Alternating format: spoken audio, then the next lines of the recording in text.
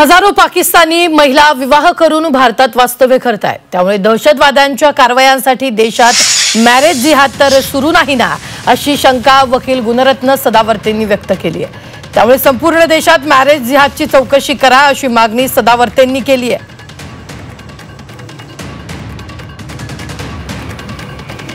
हे मॅरेज जिहाद आहे का? हे मॅरेज जिहाद आहे का?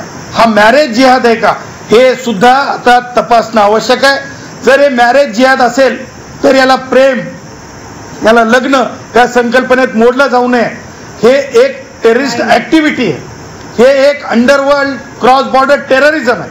हे टेररिझम हे ठरवून केलं चाललंय।